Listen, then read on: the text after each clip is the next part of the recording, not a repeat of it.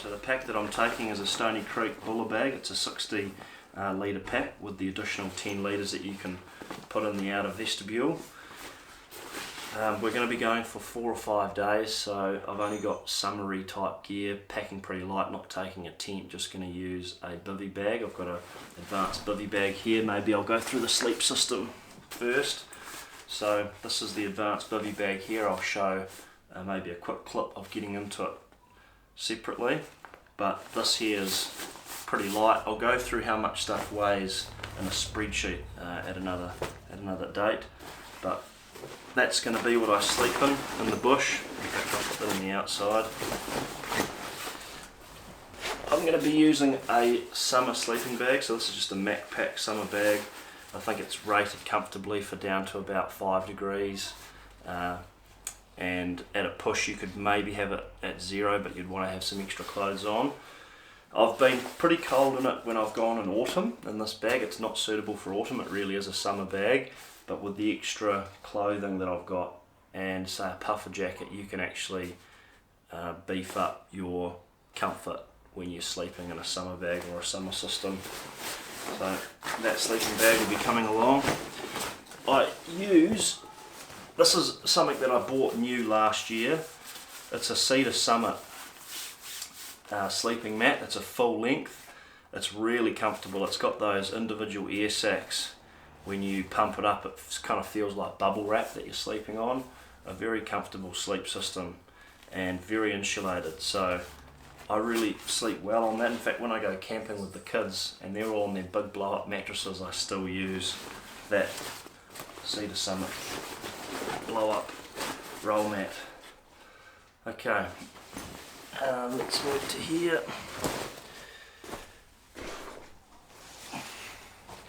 I haven't done it on this occasion, but everything goes into these dry bags. So that's a 60 litre dry bag, and this one here I believe is a 20 litre dry bag. So I'm not going to do it on this occasion. Now in terms of the outer jackets, I've got this new Kuyu jacket, which I've got to remember the brand name,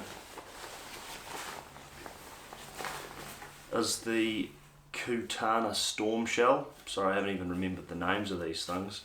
It's 100% nylon, it's extremely lightweight. I have not used it in the outdoor conditions yet to be able to verify what it's like. It's a large size, but my suggestion on sizing is they do a very, very trim cut of everything. It's really hugging, and I think that suits particularly bow hunters that don't want loose drag and things that can catch on strings as you're drawing or releasing, but it does fit pretty tight. So for a jacket, if you are going to have stuff on the outside, if you are going to have layers underneath, just be mindful of how big those layers are for you, because this is an outer shell, right? So if I was to have a puffer jacket under this, it's really snug. You know, ideally I should have gone an extra large, but for the price I've paid, I will make use of it and I won't complain. So that's the outer shell, rainproof jacket. I don't think I'm going to need this in New Zealand, but I'm just showing it for the purposes of anyone that's interested in this Kuyu gear. This is their, what is this one called? It's a puffer jacket. It's the Super Down Pro, so it's all goose down, Polish goose down, and the shell is again nylon. It has got a water repellent outer to it, so when I run water on it, it does bead off. Again, haven't tested it in the wet conditions to be able to verify that, other than just putting it under a tap, and I can guarantee that if you're in torrential ongoing rain, it won't be sufficient to keep you dry. It'll eventually get wet, like anything would. Even these raincoats will get wet eventually. So the next one here is the Kuyu Peloton 200, so it's a little bit lighter than the 240. I would have gone the 240 if they had it on special, but they didn't have it on special. And I'll just go and point out too that I bought all of this gear because it was like 40% off, so I would not be buying this gear at the full retail price. I can't imagine what it would be like if I didn't get it on special. But this is a mid-fleece layer, so it would probably be used over the top of a polypro or a merino, but underneath, say for instance, the raincoat or the puffer if you're in full winter conditions. This is probably the warmest that I'll need to use in New Zealand. I can't imagine it being cold enough to use the puffer jacket.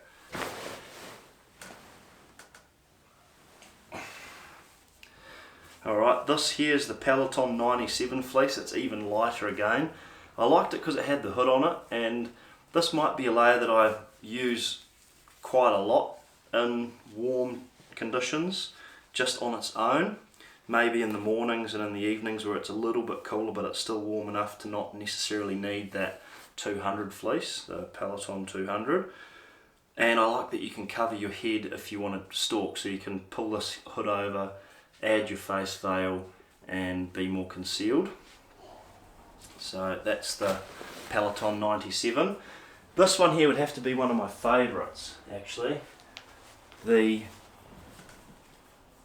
beautiful merino. Now I've always been a polyester, polypro kind of guy just because it is really cheap. It's always been effective, it dries really well and still keeps you warm when wet, which is a real key, especially in the Southern Alps in New Zealand where you are either going to be sweating because you're carrying your gear uphill, and when that wind hits you, you don't want to get cold and it just keeps you warm. But also if you're in the rain, the drizzle, or you're crossing rivers all the time, I found that the polypro kept me dry. So I'm really keen to see what this merino is like. I hear a lot of great things about merino from people that wear it either casually or while hunting. So one of the concerns I've got is whether it's going to be durable enough to withstand pushing through some of the scrub. So I don't plan on wearing this unless I'm stalking through relatively gentle bush. I do not want to rip this to pieces because I know that this New Zealand countryside and even some of the Victorian stuff, when you're pushing through, can just catch on your clothing and rip it apart. So that'll likely be underneath a layer, but I'm really looking forward to wearing that. When I'm stalking with the bow, I've got this for the, I guess, the aesthetics of looking as much like a shrub as you can. I've been using it a lot in WA for stalking pigs or deer, or trying to get past kangaroos to get onto deer and pigs, and I've been finding it really effective. You know, I can stand upright in the middle of relatively open country and have been pinned by an animal, and then that animal, after maybe sometimes as long as 5 minutes looking at me wondering if I'm a threat, has eventually gone back to feeding or has gone back to moving on. And I can only put it down to this constant movement of what looks to be leaf litter and shrub. So it looks bulky, it looks like it would almost catch people's attention because it's a bit bigger and puffier, but I guess it makes you look like a tree. So I'm going to take that because I'm using the bow. These pants, I don't know if I'll wear them for summer, but I've got them out anyway, is these Kuyu, I think they're called the, what do we call them, attack pant. So the Kuyu attack pant, I got them in the size 34. It is again very snug fitting. I'm going to potentially wear them for this summer trip if I'm going to be pushing through some heavy brush, and in particular anything that's sharp like gorse or blackberry or bush lawyer. I can imagine these pants are fairly hard wearing, and the attack pant, from what I read about, was a very durable pant lining. So I've also got the little warm Kuyu hat. This will only be something that I'd use at night time when sleeping, unless I'm during the daytime or evening time needing to sit down in glass and it gets a bit cold, but I can't imagine it's going to get cold in summer, so that'll likely be something I wear at camp.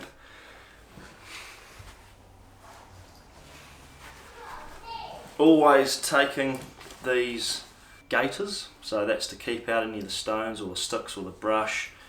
We don't have snakes in New Zealand, thankfully, but if I was wearing it in Australia, that would be to protect me from snake bites.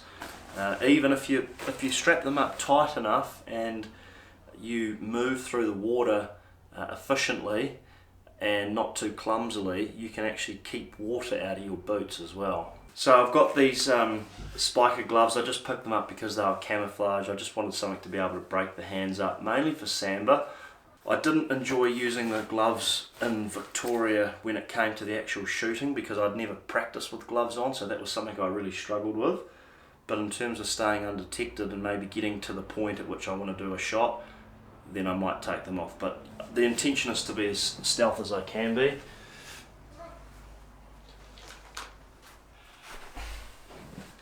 Now these, I think these are awesome. These face veils, you put it on. Covers, you can use it for fishing actually, I use it for fishing quite a lot. Covers all the back of your neck so you don't get as sunburnt, and you can then cover your chin. I don't like having my ears covered, so I actually think this is quite a good design because you can set it up like this. When you're wearing a hat, the hat can kind of cover the front part and give a little bit of a shadow over your forehead, so really there's only through your eyes, and if you want you can add chalk or face paint, or I just use ash or charcoal from old fires in the Victorian bush or the WA bush, or a bit of mud. But that's key for me, I think, for bow stalking. And then just your standard socks, and that's another pair of gloves. It's like a very, very lightweight polypro glove, which may be more comfortable for shooting the bow with than those thicker gloves, sorry. Alright, some of the gadgets here. So I'm just going to keep it fairly simple on this hunt, but definitely the binoculars. So the Leica binoculars, the 10x42s, that's what I use. They're a really, really good binocular. And they've got the rangefinder there, which is very helpful for bow hunting. And I usually just wear them around the neck. I have never bought those bino pouches yet, but maybe I'll look into that one day. But these binos are going to be critical for even bush stalking. I always use binoculars as soon as you get that opportunity to glass onto an opposite face, even if it's 80 metres away. Being able to look through binos just is a good investment of time. Going to definitely take my Garmin InReach. I have loved using my Garmin InReach over the last, nearly 18 months? Yeah, probably that, 18 months since I bought it. A really good bit of technology, keeps me in touch. I can actually use the maps to see where I am, to understand where the next bench is or the next spur. I have actually been using it more so than I've ever used a GPS before, just because the map functionality in there is good enough for me to make sense of it. I still use my hard copy topo maps, but having the ability to still just verify where I am on a spur, or where the bench is, or how I can drop down from the top of a ridge into the creek, maybe a slip where you can see some of those scourings, or when you see the changes in the contours to know that it's getting steep enough. It's just a really, really handy little tool, so I have been using that quite a lot, and of course the communication with loved ones is just second to none. Now I've got another rangefinder that I've had for a long time, and it's the Leica Rangemaster 800. So it's just a single mono rangefinder, and the reason why I've got this is sometimes when I'm putting in a stalk with my main binoculars, these Leica Geovids, the 10x42s, have the rangefinder button on the left hand side, and because I shoot my bow right-handed, my left hand is holding the bow. So it becomes really difficult because when you're in a situation where you're about to range to make a shot, I find it really difficult to reach across with my short fingers onto this left hand side of my rangefinder to range. So I find this a much easier system to use when wanting to range to then be able to make a shot. So I'll range, put it down, draw, and fire away, whereas this here I really actually have to either swap hands to be able to use the other one to range, or I have to put the bow down to use two hands to range. It's awkward. So that's why I've got the single rangefinder. In terms of torches, I've got a USB chargeable torch that I can charge to my power bank, and the power bank's down here, and the Goal Zero solar panel is here, so I can charge up devices during the day. That's really handy.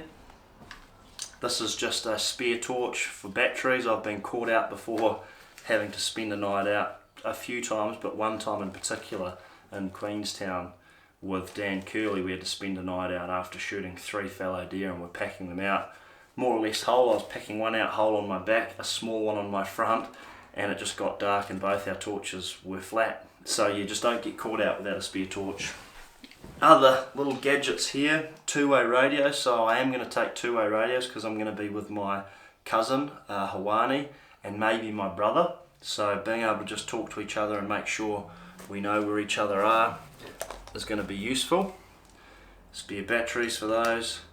This here is the little attachments that you can put onto the strap on your pack, so like this, and then that goes on the bottom of your camera so that when you want to mount your camera system you can have it just here, which is quite handy for self-filming, which is what I do. I don't have a camera crew following me around, it's just self-done, so you can whip it off and film what you want, chuck it back on and keep moving, so that's handy. Then I've also got this, my scent breeze checker. I tell you what, I've really enjoyed having this, just for that visual verification of what the wind's doing. I said it maybe a year or so ago when I was doing another packing video, that I just usually feel the wind, lick my finger, throw some dust in the air, scrunch something so that I can see it float, something light like some leaves crunched up, and see what that wind's doing to verify the direction of the wind. But I tell you what, having these little checkers really makes it obvious, and you can constantly keep checking it. So I have this in my top pocket, something like this here, and just constantly be grabbing at it and checking the breeze, because ultimately your hunt is going to be, you know, successful or a failing based on your use of the wind.